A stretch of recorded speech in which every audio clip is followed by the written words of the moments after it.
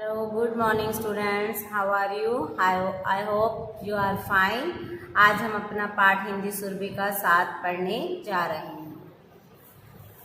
पाठ 7, चच्चा छक्कन ने धोबिन को कपड़े दिए। इस पाठ के लेखक इम्तियाज अली खान हैं।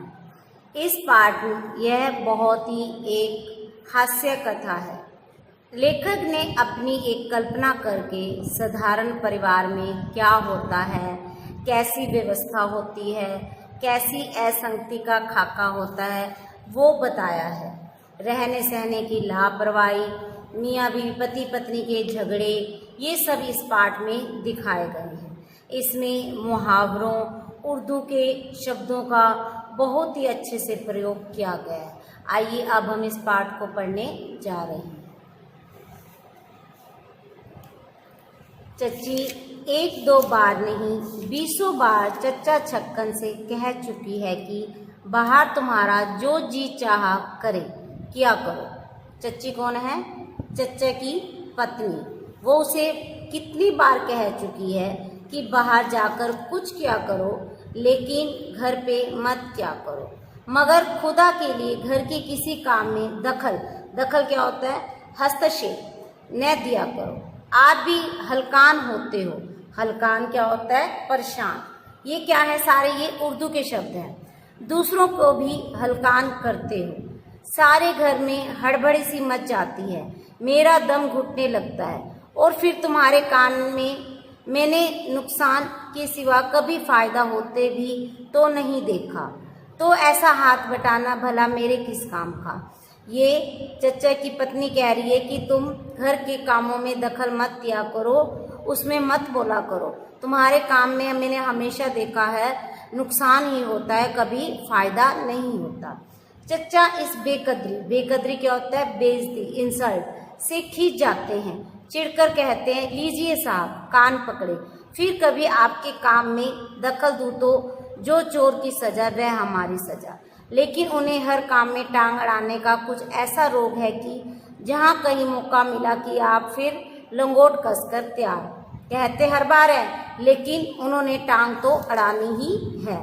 आज ही दोपहर की सुनी। चच्ची का जी अच्छा ना था, गला आ गया था। इसके कारण हल्की सी हरारत क्या होती है? हल्का ज्वर, हल्का सा बुखार भी थी। आप मुंह लपेटकर दलान में पड़ी थी कि धोबिन कपड़े लेने आ गए। चच्ची ने कहा, धोबिन आज तो मेरा जी अच्छा नहीं है। जी होता है मन। कल या परसों आ जाना तो मैले कपड़े दे दूंगी। धोबिन बोली, बीवी जी आज रात भट्टी चढ़ रही है, कपड़े मिल जाते तो 8वें दिन मैं दे जाती, नहीं तो फिर वही 10-15 दिन लग जाएंगे। चच्ची ने कहा, अब जी हो मुझ में तो उठकर कपड़े देने की हिम्मत नहीं। चच्चा छक्कन दलान में बैठे मियाँ मिट्टू को सबक पढ़ा रहे थे। मियाँ मिट्टू उनके घर एक तोता था। कहीं चच्ची की बात सुन पाई। उन्हें ऐसे मौके अल्लाह दे, झट उधर आ पहुँचे। बोले, क्या बात है? कपड़े देने हैं? धोबिन को हम दिए देते हैं। चच्ची बोली, खुदा के लिए तुम रहने ही दो, हलकान पर डालोगे सारे घर को। पहले ही मेरा जी अच्छा नहीं है, कल परसों अल्लाह चाहेगा तो मैं आप उठकर दे दूँगी। देखो, सुबह ही चच्चा ने कहा था ना, मैं किसी भी काम में दखल नहीं दूंगा। फिर देखो अभी धोबिन आई है, फिर बीच में आ पटके। चच्चा कब रुकने वाले थे भला?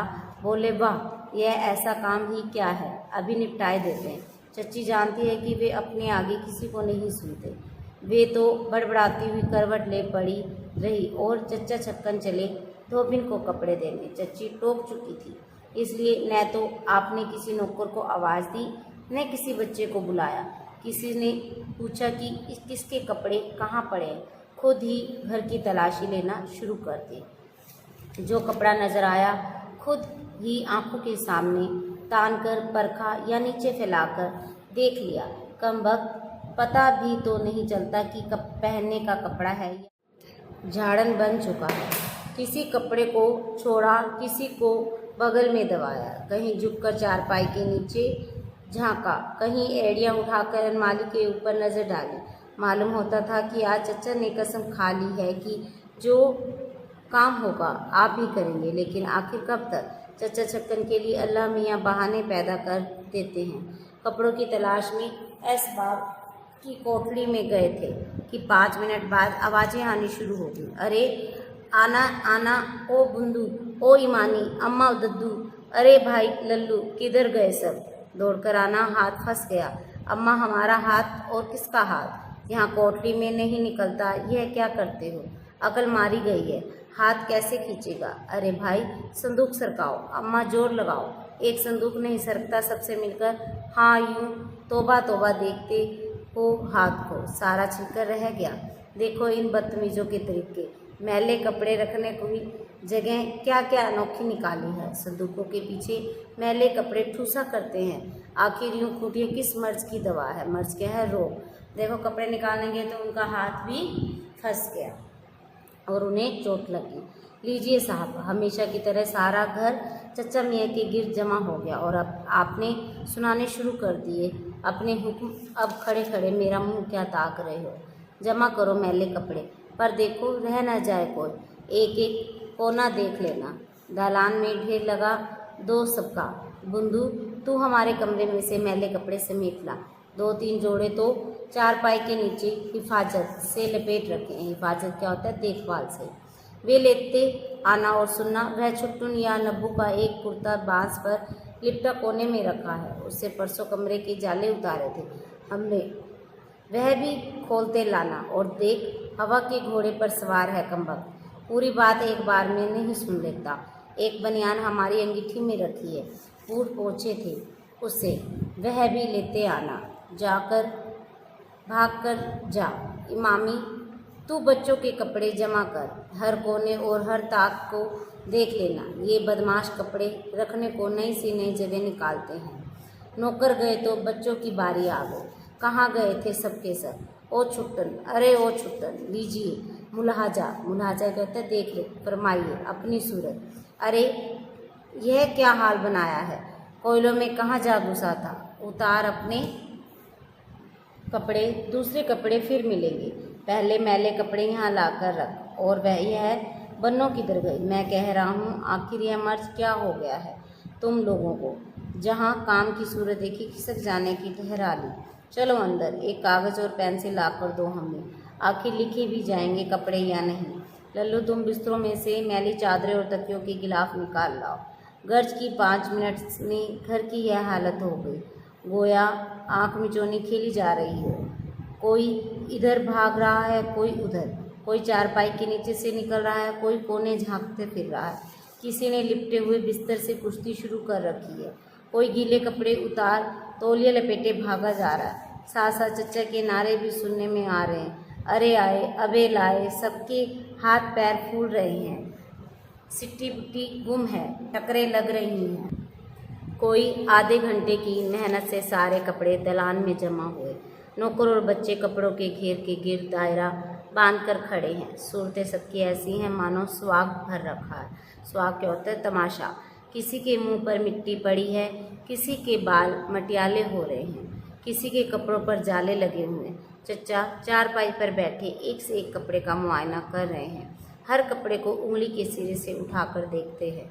कभी बच्चों को कोसते हैं कि कमबख्तों को कपड़े पहनने का सलीका भी नहीं आता। सलीका क्या होता है? ढंग। कभी धोबिन को डांटते हैं कि खबरदार जो एक भी दाग बाकी रहा। कहीं बीच में वह बनियान भी हाथ में आ गई जिससे आपने बूट पोछे थे। ख्याल न रहा कि वह अपनी ही करतूत है। बरस पड़े, अब देखो तो इसकी हालत। यह आदमियों के काम की मालूम होती है, अल्लाह जाने कहाँ कहाँ। दाग अच्छी तरह देखने से चच्चा को याद आ गया कि यह बनियान उनके अपने कमरे की अंगीठी से निकाली गई होगी। इसलिए फ़ौरन कपड़ों को में मिला दी और बोले, चलो अब जो है सो है, लो अब कपड़ों को अलग अलग कर दो कि कौन सा किसका है। 10 हाथ कपड़े अलग अलग करने में लग गए। हर एक को अपनी कारगुजारी होशियारी दिखाने का ख्याल है। धोबिन चीख रही है, ए मियाँ जाने दो, ए भाई रहने दो, मैं अभी आप अलग अलग कर दूंगी। मगर बच्चे कहाँ सुनते हैं। कोई कहता है यह मेरी कमीज़ है, कोई कहता है तुम्हारी कहाँ से आई, यह तो मेरी है। कोई कोट के पीछे झगड़ रहा है, कोई बास्केट पर, कोई कुर्ते की एक आस्तीन खींच रहा है, कोई दूसरी, किसी के पायजामे पर रस्साकशी हो रही है, कपड़े चर करके फट रहे हैं। चच्चा सब नामों की सूची बनाने में व्यस्त है, बीच में सिर उठा कर डांटते भी जा रहे हैं। फाड़ दिया ना, अब की बनाने को कहना कोई नया कपड़ा, जो टाट के कपड़े बनाकर न दिए तो चले जाओ सब यहाँ से, हम अकेले सब काम कर लेंगे। बच्चों और नौकरों का काफिला यात्रियों का झुंड गया और धोबिन के साथ मिलकर सूची बनानी शुरू हुई। उसे हिदायतें दी गई, हिदायतें रास्ता दिखाना कि देख हम पूरी फहरिस्त क्या होता है सूची बनाएंगे कपड़ों की, सबके अलग अलग लिखवाने होंगे और साथ ही बताना होगा कि इतने कपड़े गर्म हैं, इतने रेशमी, इतने सूती। धोबिन बोली, यूँ ही तो हमेशा लिखे जाते हैं। चच्चा को अपनी शानदार तजवीज़ राय की दाद प्रोत्साहन न मिली तो आप धोबिन से चिढ़ गए, पगली कहीं की। हर रोज़ तो घर में हुल्लड़ मचा रहता है कि इसकी कमीज बदल गई, उसका पायजामा नहीं मिलता और कहती है कि यूँ ही लिखे जाते हैं कपड़े। यूँ किसी को लिखना आता तो यह रोज़ रोज़ की बकबक क्यों हुआ करती। धोबिन चुप ही रही। कपड़े गिनने शुरू किए गए पर अब पहले ही कपड़े पर नई बहस शुरू हो गई। धोबिन कहती है कि वह कमीज छुट्टन मियाँ की है, पर चच्चा कहे जा रहे हैं कि नहीं बन्नों की है। धोबिन बोली, मैं क्या पहली बार कपड़े ले जा रही हूँ, इतनी भी पहचान नहीं मुझको। चच्चा कहने लगे, बेवकूफ़ कहीं की, कपड़े बाजार से लाते हैं हम, सिलवाते हैं हम, रोज़ बच्चों को पहने हुए देखते हैं हम, और पहचान तुझे होगी। शहादत शहीद होने का भाव के लिए बुंदू को बुलाया गया। चच्चा ने उससे पूछा, यह कमीज़ बन्नों की ही है ना? बुंदू की क्या मजाल की चच्चा की बात झूठी बताए। डरता बोला, मालूम तो कुछ नहीं, उन्हीं की सी होती है, पर वे आप ही ठीक ठाक बताएगी। बन्नों की तलबी हुई। वह आते ही बोली, वाह, यह फटी पुरानी कमीज़ मेरी क्यों होती, छुट्टन की ही होगी। धोबिन को चच्चा के मिजाज मन की दशा की कैफियत होता है हाल समाचार क्या मालूम। वह कह बैठी, मैं तो कहती थी। चच्चा के आग लग गई। बोले, ओलियों की बच्ची है न यह, तो इन्हें क्यों न मालूम होगा, मुंहफट कहीं की। दूसरा धोबी रख लूँगा मैं। पूरे 1 घंटे की मेहनत के बाद कहीं सूची बनकर तैयार हुई कि कौन सा कपड़ा किसका है और किसके कितने कपड़े हैं। अब जनाब धोबिन से कहा गया कि तू सबके कपड़े गिन, इधर अपनी सूची का जोड़ मिलाते हैं तो 61 होते हैं। धोबिन बार कहती है, मियाँ ठीक 59 ही हैं, पर चच्चा है कि बिगड़े जा रहे हैं। तेरा जोड़ना ठीक है और हमारा जोड़ना गलत हो गया। उठकर देख, नीचे दबाए बैठी होगी। धोबिन बेचारी हर तरफ देखती है, बार कपड़े गिनती है, वहीं 59 निकलते हैं। आखिर नए सिरे से सब कपड़ों का मुकाबला किया गया। कोई घंटा भर की खोज के बाद मालूम हुआ कि धोबिन ने बताए थे 2 जोड़ी मोजे और चच्चा ने लिखे थे 4। धोबिन उन्हीं 2 गिनती थी और चच्चा 4। इस पर फिर बेचारी धोबिन के लत्ते लिए गए। जोड़ी के क्या मान, 4 नहीं थे मोजे। यूँ तुम 4 रुमालों को भी 2 जोड़ी लिखा दे तो यह हमारा कसूर होगा। इतना वक्त फिजूल खराब कर दिया।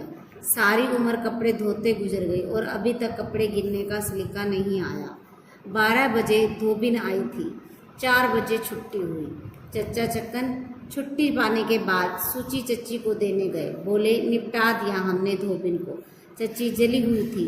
बोली, घर में क्यामत आ गई। कोई बच्चा नंग धड़ंग फिर रहा है। क्यामत क्या होता है? प्रलय। कोई गुसल खाने में कपड़ों के लिए गुल मचा रहा है। धोबिन दुखिया अलग खिसियानी होकर गई है। आधा दिन खराब करके किस मज़े से कहते हैं कि निपटा दिया हमने धोबिन को। चच्चा चिढ़ गए और रूठ कर चारपाई पर पड़े रहे। चच्ची ने पूछा, पायजामों में से इजार बंद क्या होता है? नाड़ा डोरी भी निकाल लिए थे। चच्चा की आंखें कुछ खुली मगर जवाब न दिया। बड़े मुनासिब, मुनासिब क्या होता है? उचित, वक्त पर रूठ गए थे। इतने में सूची देखकर चच्ची बोली, और यह रेशमी कमीज कौन सी है? हल्के फिरोजी रंग की। एक गजब खुदा का, मैंने तो वह इस्त्री करने को अलग रखी थी। कमबख्त 2 कौड़ी की कर लाएगी, और इसमें से मेरे सोने के बटन भी उतार लिए थे या नहीं? अब तक तो चच्चा की त्योरी चढ़ी क्रोधित होना हुई थी। सोने के बटनों की सुनी तो हड़बड़ाकर उठ बैठे, कहने लगे, बटन सोने के? तुम्हें मेरी कसम है वे तो नहीं निकाले हमने। जूती पहनते हुए चच्चा बाहर भागे। अरे भाई, ओ बुंदू, चली गई धोबिन। अरे इमामी, किधर गई धोबिन? अरे दौड़ियो, ले गई अम्मा सोने के बटन, तुम्हारी चच्ची के। उसका घर किधर है? चौक से मुड़कर किधर को? अम्मा, खोमचे वाले किसी धोबिन को जाते देखा है। अरे भाई रेवड़ी वाले, कोई धोबिन तो इधर नहीं गई। ओ भाई गडेरियों वाले, कोई धोबिन दाएं हाथ को उस तरफ को। अभी तक चच्चा बटन लेकर वापस नहीं आए। आइए कठिन शब्दों के अर्थ जानिए। दखल, हस्तक्षेप। हलकान, परेशान। बेकदरी, बेइज्जती। हरारत, हल्का ज्वर। मर्ज, रोग। हिफाजत, देखभाल, रक्षा। मुलाजा, देखरेख, निरीक्षण। स्वाग, भेस बनाना, नकल, तमाशा। सलीका, ढंग या तरीका। कारगुजारी, कर्तव्य पालन या होशियारी। काफिला, यात्रियों का झुंड। हिदायत, रास्ता दिखाना या आदेश देना। फहरिस्त, सूची। तजवीज़, राय या फैसला या युक्ति। दाद, प्रोत्साहन। शहादत, शहीद होने का भाव। मिजाज, मन की दशा। कैफियत, हाल समाचार। क़यामत, प्रलय। इजारबंद, नाड़ा, डोरी। मुनासिब, उचित। त्योरी चढ़ना, क्रुद्ध होना। आइए श्रुतलेख का उच्चारण कीजिए। हरारत, बेकदरी, कमबख्त, असबाब, अंगीठी, हिफाजत, मुलाजा, कैफियत, इजारबंद, हिदायतें, फहरिस्त। Page number 46। वाक्यांशों को दाईं ओर दिए गए वाक्यांशों से मिलाकर अर्थपूर्ण वाक्य बनाइए। चच्चा इस बेकदरी से खींच जाते हैं। चच्ची का जी अच्छा ना था, इसके कारण हल्की सी हरारत भी थी। चच्चा चक्कन के लिए अल्लाह मियाँ बहाने पैदा कर देते हैं। हमेशा की तरह सारा घर चच्चा मियाँ के गिर्द जमा हो गया। सूरतें सबकी ऐसी हैं मानो स्वाग भर रखा है। धोबिन को चच्चा के मिजाज की कैफियत का क्या मालूम। नीचे दिए गए शब्दों के अर्थ हिंदी में लिखिए। खुदा, परमात्मा। बूट, जूता। हलकान, परेशान। मुलाहजा, देखना। फरमाना, बोलना। दखल, हस्तक्षेप। मर्ज, रोग। हरारत, बुखार। मुआयना, जांच पड़ताल। दलान, बरामदा। सलीका, तरीका। नेक्स्ट, सही पर निशान लगाइए। चच्चा छक्कन को किन कामों के लिए मना करती थी? बाहर के कामों के लिए, घर के कामों के लिए, सबक पढ़ाने के लिए, कपड़े धोने के काम के लिए, बाहर के कामों के लिए। गला आने का अर्थ है गला भर आना, गले में दर्द होना, खांसी जुकाम होना, बुखार होना। गले में दर्द होना सही उत्तर। धोबिन धुले कपड़े कितने दिनों बाद दे जाती थी? तीसरे दिन, 5वें दिन, 8वें दिन या 10वें दिन? 8वें दिन सही उत्तर। चच्चा छक्कन किसे पाठ पढ़ा रहे थे? छुट्टन को, बूंदू को, मिट्ठू को, चच्ची को। मिट्ठू को सही उत्तर। फटी कमीज किसकी थी? छुट्टन की, बूंदू की, मिट्ठू की, बन्नों की। छुट्टन की सही उत्तर। नंबर 47। धोबिन के अनुसार कुल कपड़े कितने थे? 49, 59, 61 या 71? 59 सही उत्तर।